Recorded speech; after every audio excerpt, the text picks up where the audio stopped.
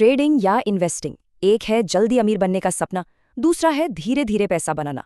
पर सच क्या है? यही सपना तो सबको शेयर बाजार में खींच लाता है ना? बस 30 मिनट का काम और शानदार जिंदगी। लेकिन ज़ीरोधा के फाउंडर नितिन कामत एक बिल्कुल अलग ही कहानी बताते हैं, बहुत अलग। तो फिर ऑनलाइन दिखने वाली उन सक्सेस स्टोरीज का क्या वो सब सच है? हाल ही में सेबी की जांच में पता चला कि एक एकेडमी स्टूडेंट्स के नकली टेस्टिमोनियल्स दिखा रही थी। जैसे ये कहानी, एक बैंकर ने नौकरी से ज्यादा ट्रेडिंग से कमाया। सच, उसे 1 लाख का घाटा हुआ। और ये अकेला केस नहीं था। एक और कहानी में 45 लाख रुपए बनाने का दावा था, हकीकत 5.5 लाख का नुकसान। गूगल पर एफएनओ टाइप करते ही एफएनओ लॉस आईटीआर फाइलिंग दिखने लगता है। ये भी कुछ कहता है।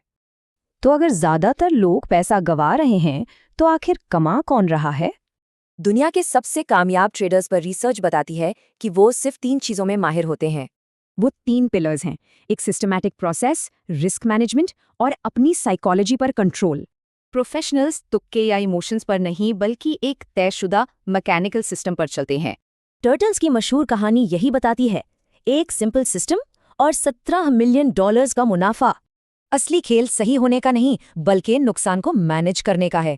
यहीं प्रो और एमेच्योर अलग होते हैं।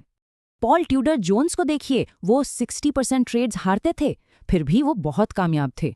सबसे बड़ी लड़ाई मार्केट से नहीं, बल्कि खुद के दिमाग से होती है, डर और लालच से।